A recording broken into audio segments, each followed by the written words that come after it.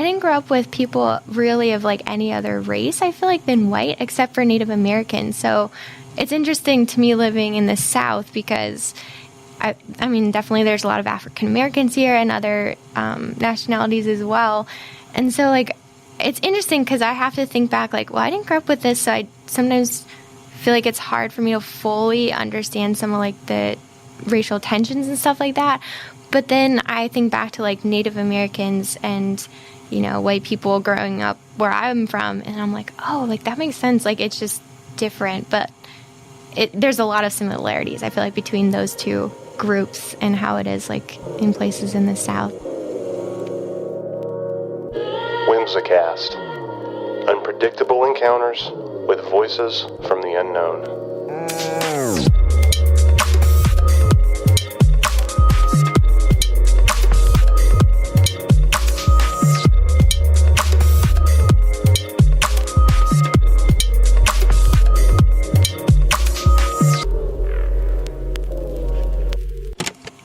My name is Veronica, but most people know me by Roni. And I'm originally from Milwaukee, Wisconsin, and I moved to Richmond, Virginia a little over 2 years ago, and I'm 25 years old. It's interesting now, thinking back, like, growing up there, it was where I grew up. I didn't really have a sense of place, I think, but I loved growing up there. Like, it was great. I loved the culture there. I feel like the stereotype is Midwestern people are really nice and friendly, and it's true in my experience. So my house, where I grew up with my parents and siblings, it was in the city, so we had, like, houses close together and, you know, small little yards, but we lived on a dead-end street, so it was, like, the last house on the street, and my sister remembers this, too. There was, like, these, I don't even know what you would call them, like, red and white striped markers, like, this is the end of the street, and then it went into this field, and so it was kind of very different, I feel like, for in the city, yet we lived on this dead-end street, and there was a lot of other kids in the neighborhood.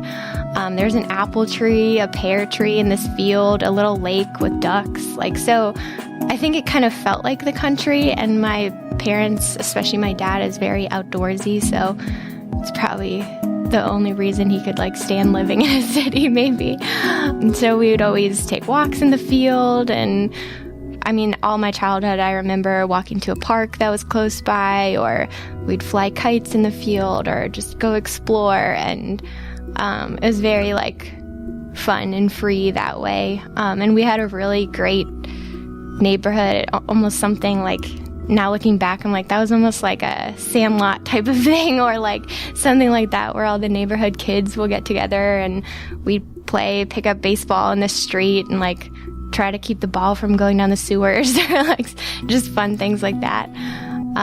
So I had a really good childhood there. And then my grandparents, they've lived in the house they've lived in ever since my dad was born, and that house is actually, like, probably, like, 4 blocks from where I used to live in Milwaukee, so we would walk to their house all the time. And I remember, like, the day we'd usually walk with my dad or my mom, and remember the day when my parents were like, okay, I think you're old enough to walk there by yourself. And there was this one street, it was Morgan Avenue, that you had to cross, and it was, like, busy street. So it would be like, all right, but they would tell us so many times, when you get to Morgan, you got to look left and right and left again and make sure there are no cars coming. And then we do that, and we get to my grandparents' house, and before we'd even walk in to see them, we would stop by the little, like, breezeway entry and get an Oreo cookie from the cookie jar.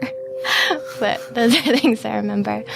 But yeah, it was a great childhood. I mean, also, I did love books, and I loved stories, and that's another thing, I guess, about my childhood. My mom would read to us all the time, and my dad would tell us stories all the time. So I think I really developed a love of stories, and that's probably a big reason why I went on to study English, because I love people's stories. You said your dad told you stories. Are these, like, made-up stories, or just stories about his childhood, or what? Both. Around the fire, we would have, like, bonfires, campfires. So when we lived in Milwaukee, up until the age when I was 10, we had a cabin, and it's called the North Woods. It just means northern Wisconsin to people who live there. But so we would go up there, and we had this small little cabin, but on a beautiful lake, and there was like a bonfire pit up there. And so like around the bonfire, we'd go up there multiple times every year, and he would like usually make up stories, just, you know, funny, silly stories that kids like. So I still remember some of them, but most of the stories he told on like a regular basis was like something that happened to him as a kid. And he's a very like extroverted people person, so he's very good at storytelling. And so he was kind of a troublemaker as a kid too, so he would tell us all the stories of the trouble he got into. And college, he was in like a frat house, and like just the crazy things they got into there. And I mean, still to this day, he'll like be telling a story, and I'll be like, how have I not heard this one yet? But yeah, and so it'd be like fishing with my grandpa, stories he'd have, or just anything, adventures. And my parents lived in California for a while, so his stories from out there, just, yeah, I feel like he's an endless book of just adventures. So you said your dad was also an outdoorsman? Oh, yeah. Did you all like grow up going hunting with him and that sort of thing? Yes. Oh, 100%. Not hunting as much. He did do hunting, but fishing is like his number one thing. And I bet if you asked pretty much anyone that knows my dad, and I feel like he probably knows half the state of Wisconsin, they will say, like, if you're like, what is one thing that Jim Olsen likes doing? They'll be like, oh, fishing, of course. And so he got certified to be a fishing guide. He also has his captain's license. So he's really into it. And so he grew up doing it with my grandpa and with his grandpa, who I never met. But I have pictures of me in like my dad's just humongous raincoat, you know, just fishing. There's like no other kids out there, but he's like, oh yeah, like my daughter's stuff. Like, I always feel like I was, not that at all that he wishes I was a boy, but I always feel like he kind of just was like treating me, I guess, as like really opposite of like sexist. Now that I think about it, it's like really nice that he was like just treating me like he would have done that whether I was a boy or a girl, just take me to these adventures. So I feel like a lot of the things that I love today are from, as far as outdoorsy stuff, are from my dad. He's just up for anything. I mean, he'll go to concerts with me. I've been to, you know, try different restaurants with him, or he's a very like fun-loving, adventurous person, I guess. Does your mom counter that? Is she like the complete opposite of him, or? I wouldn't say complete opposite in some ways. I think I guess if like opposites attract, she is kind of more the introvert, I guess, in the relationship. I also get a lot of things from her. She's very like thoughtful, introspective, and like she loves books and reading, and I think I got that from her. And she's very like well-worded. I think my parents work well together because my mom's like always up for doing whatever my dad wants to do, and she might not necessarily do it on her own, but I think it's a little snapshot that like is so indicative of their relationship. Is like, apparently he proposed to her in California, and they were climbing this mountain, and he had this thing all planned. Like, he tied a bed sheet between these two trees at the top of the mountain and wrote like, Jean, will you marry me on it, in spray paint or whatever. And so you had to climb this mountain to get there, though. And so I guess like halfway through, she's like, I'm really tired, let's go back. And he's like, no, you gotta get to the top, it'll be really great, I promise. When you get there, you'll really like it. And so of course she went the rest of the way. So I think it's like, she wouldn't necessarily do these things maybe if she wasn't, you know, kind of going along with him. But I think she's a really good wife because she's up for whatever he wants to do most of the time. Hey guys, this is Steven. I just wanted to take a minute to let you guys know about a fundraiser that we've posted on GoFundMe.com. We're trying to raise $500 for our homeless friends here in Richmond, Virginia. And we're just going to buy as many pairs of socks as we can with that money. Really nice, warm, well-made Nike brand socks. I figure we'll be able to purchase about 160 pairs with that money. And that's going to be a really big help as the winter months are approaching quickly.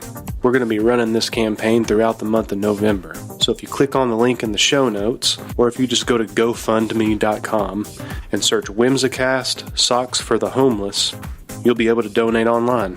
It's really simple. $5 will really go a long way with something like this. So thank you guys for listening. Now back to the story. I was homeschooled, so growing up, my mom kind of believed in like unschooling. And so basically she believes to this day very strongly that children have like a natural ability to like want to learn about the world and figure things out. And obviously like math and grammar and English and science and all that can come later. But so she kind of just let us, we weren't like wild children, but she kind of just let us explore, especially nature, and kind of figure things out. My mom and dad, as they've explained to me later, they decided to homeschool me. I was the firstborn. I think not so much for religious reasons as like people tend to do it today, as in my experience, but they just were kind of like, well, we didn't get a ton out of school ourselves, and we learned what we really learned later in life or when we were actually interested in something. And so they always said I was a very bright child, and so I think they didn't want to put me in like this mold of like, I don't know, like you have to learn this at this age or you have to be proficient in this. And I think they kind of liked like the free spirit that they saw in me and like the adventure. So they're kind of like, I remember this is what they always say to me when they talk about this. They're like, we just looked at each other and we said it was a no-brainer. They always say that. When I was, I guess, 9, I went to actual school. It was a Catholic school, so I was raised Catholic. That was like more of my mom's faith that she grew up with, and my dad was raised Lutheran, I think maybe a little more nominally, and so my mom's family was like very Catholic, and so that was kind of the dominant denomination. And so we went to Catholic school, my oldest younger sister and I was in 4th grade and she was in 1st grade. All the way through high school, or? No, so we went to Catholic school. That was our last year in Milwaukee, and the school was actually just a few blocks from our house, so we'd walk to school. And then after that, we moved to the Northwoods of Wisconsin. And so I remember at that time going to 5th grade, my mom kind of asked me like, she's like, do you want to go to school or do you want to go back to being homeschooled? And I remember not really caring. I don't know. So I guess I decided just go back to homeschooling. And then when I got into middle school and started getting more friends, like that, most all of them were going to public school, then I started like badgering my mom and being like, I want to go to school. And so she said no for like a couple years. And then in 8th grade, she's like, all right. And I went, I think it was 2 or 3 days. And I was like, oh, this is not what I thought. It wasn't really, I think, what's best for me. So I was like, oh man, now I begged her forever to do this. I can't go back on it now. And I think she picked up on, though, that like I wasn't really loving it. And I feel like this is one of her best mom moments. Like, she was very understanding, and she was like, if you think that's not for you, like, it's not too late. I can order all your books. Like, you can just start a little late. And so I went back to homeschooling and did homeschooling all through high school. I really liked being homeschooled, but I think at that point I was like, I really want to like have just a normal experience is what I think I always thought of it in my mind. And so I was like, I want to go to college, and I wasn't quite sure at the time what I wanted to study, but I was thinking maybe history, political science. I think English was kind of on my radar. And so I looked into a few schools, but it was, obviously a lot of money, and especially because I wanted to go out of state because I was like, I want to move somewhere really warm, tired of this cold. And so I looked into a few schools, but then my mom was like, well, have you ever thought of doing online stuff and saving a lot of money? And we found out about this program called College Plus, which basically you take a lot of tests to like basically test out of a lot of basic standard 100 level courses. And so they'll take your transfer credits and then you take some online courses through them, and that's where your diploma comes through. I was still was like my senior year of high school, I started enrolling in doing this. So I didn't really like it at first because it was a lot of pressure because you would study really hard, and then it was like pass or fail test every like month or two. And so I didn't like it at first, but after I did it for a while and started to like build some confidence, I was passing these tests. I did my complete bachelor's doing that. It took me 1 year, which is interesting because... How was that even possible? Yeah, that's what everyone says. So I have mixed feelings about this. Obviously, it worked for me. And the program, my coach told me that was like the fastest anyone, at least at that point, it was a fairly new program, like had ever done it. But I was just like really motivated at the time, and I was like, I want to get this over with. And so I think there's definitely pros and cons. I mean, I got a real bachelor's degree. I mean, it's not like it's a real degree, but I don't think that I quite got the depth that probably normal college students get of like class discussions and that sort of thing. But it did work for me because after that, I decided to go on to my master's. And so I did get like a normal classroom experience, which I think because of that, it was definitely the right decision because I was able to do both of those and not have a ton of debt and, you know, still accomplish them in really good timing. So this is so funny to me now because I feel like I don't even believe in luck. I just think it's so blessed, like to be able to do this because I feel like this will never happen again in my life. So I just want to keep learning. I think this genealogy stuff has really sparked an interest in me because I really like research and I really like school. And so it's kind of something that I can, dig into again. And yet it's also, I think it's harder when you don't have an assignment like for a class because it's hard to have the motivation all the time because it's like, well, I'm just doing this because for me. And so that's, for me anyway, that's not always enough motivation. But to have something like this where it's like this impacts my family as well, and I'm doing this so that I can be part of the Daughters of the American Revolution, or I can, present this paper at this literary conference, it gives more meaning to it. So I guess I'm trying to find more ways to bridge like my academic interest and bring that into like the real world, I guess, things that I can actually be a part of my life now, even though I'm not in a classroom.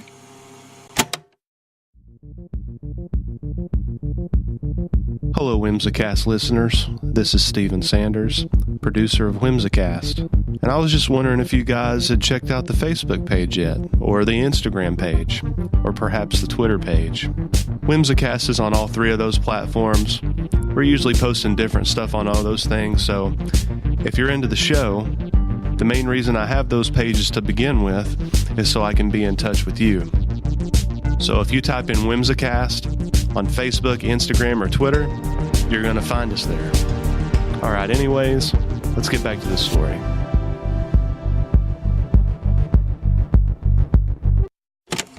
Can we get into this? Yeah. Are there things in here that you can like show me and tell me about? I'll show you. I'll start with this. So as I said, I'm a super nostalgic person. So I don't know. I feel like even today, in today's society, people that are into history or like that sort of thing are kind of like the preservers of the family history, maybe what like the storytellers were in like ancient times. Like they're like the equivalent of that. And it's weird thinking like I'm kind of going to be that for my family. Because as far as I know, besides my great aunt Carol, I've taken the most interest in it. But so this is a picture, and I remember this very well. It was a very fun day. Can I take a picture of this? Yeah. Okay. Hold on just a sec. Grayson family. Yeah, so see that one in the blue? That's me, and then next to me is my sister in the yellow. Okay. And I think my other siblings would have been born, but I don't know if they're in this picture. Mm-hmm. But yeah, this was the Grayson family reunion in 2000 to 2002, somewhere in there.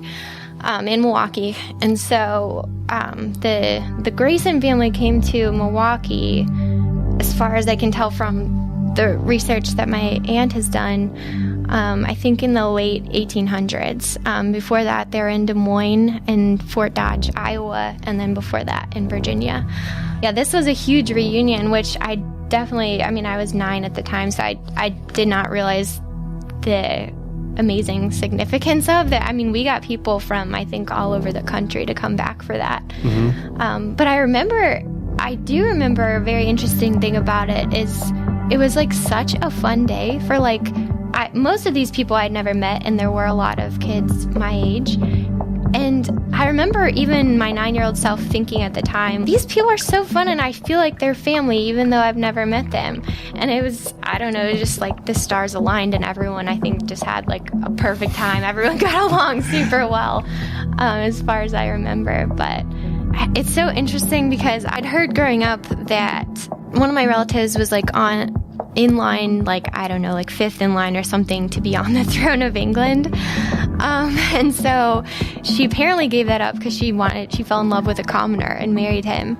So I guess they were Graysons back in the day. So that's, I guess, where it originally starts. But in this book that my aunt wrote, she's only been able to really concretely trace it back to, I think, maybe 8 generations to the early 1700s, maybe the late 1600s. But she hopes that people could even trace it back to Middle Ages. So maybe I'll try to do that. But there's one other thing in here that I'll show you. There's more cool old pictures, but this is American patriot William Grayson, and I believe he would be some sort of cousin relation to me, but he was really good friends with George Washington, and apparently there's a right by the Weems-Botts Museum, if you've ever seen that or seen the sign for that, near Dumfries, Virginia. There's actually another picture of it, but there's a park and a little pavilion. So it says Grayson Memorial, so that's him. But you can go visit it, which I have not done yet. But another cool thing with all of this, so I love literature. My major was English, and for several years I've been to this conference. It's kind of a mouthful, but it's the Southeastern American Society for 18th Century Literature. And I didn't go to it last year, but this year I was like, well, I'll just submit a paper. If I get in, maybe I'll think about going. And it's all about things in the 18th century. And so I was like, well, this happened. My ancestors were doing a lot in the 18th century. Usually I guess my forte is British literature of that time or British history of that time. But I was like, well, now I know a little bit more about American history and it's personal to me, so I'll try submitting a paper on that guy, William Grayson, which was one of my ancestors. And so I did, and I actually got in. So maybe if I actually want to go, maybe I'll present a paper on that. It would be in the spring, so. Very cool. Yeah. Congratulations. Thank you. Yeah, this is a new understanding for me in my family history because I knew that I had ancestors on my dad's side going back to England, but I guess I always assumed that they came over to America in New York or I don't know, just somewhere that, New York is cool, but I didn't know it was Virginia, which I just found out in September. I went back over Labor Day weekend, and my grandma said to me, oh, did you know your great-great Aunt Carol wrote a genealogy book, and she's part of the DAR, which is the Daughters of the American Revolution, which I had heard that before, but I didn't know she really wrote a booklet and everything. And so my grandma was like, do you want to take a look at it? My grandma wasn't super interested in it. So she's like, oh, you can just have it. And so I started paging through it, and I was like, oh my gosh, Grandma, like this says our ancestors came to Virginia in 1635 on like one of the pilgrim ships. So it was like not long after the Mayflower at all, like 15 years, I guess. And so, yeah, now I found that out, and I literally almost choked up because I'm in Virginia so randomly. Like I was going to be in California, and like I had planned to go out west and was not going to come out east at all. Like the one family vacation that we had out east, I mean, it was good, but it was probably one of my least favorites of the ones that we had went on. I didn't have any particular love for this area at the time, and so it was really hit deep for me to be like, I belong in Virginia. It was like the missing link. Like it was so cool. Our ancestors, they're pretty wealthy as I understand, and they had plantations in Virginia that you could visit to this day.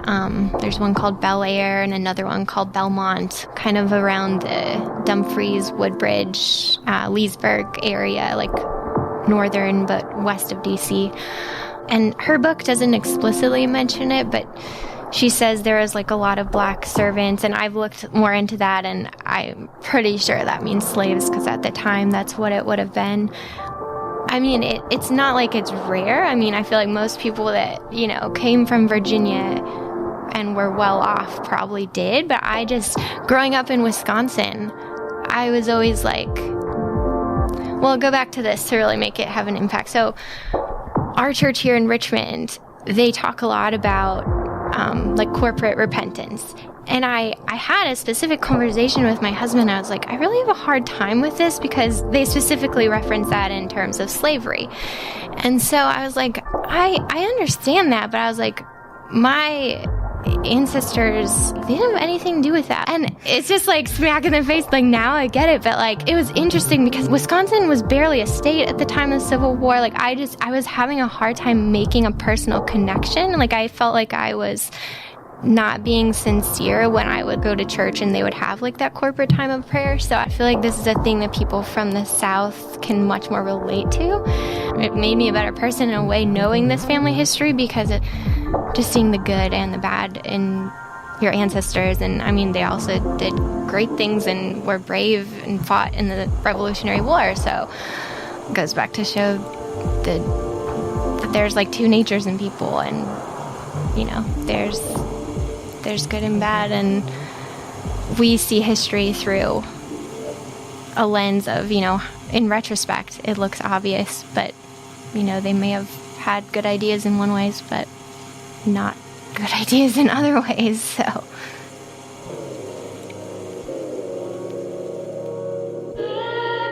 Thank you for listening to this episode of Whimsicast, produced by Stephen R. Sanders. For more episodes of Whimsicast, go ahead and subscribe on iTunes or Google Play. You can also find us on Spreaker. Thanks.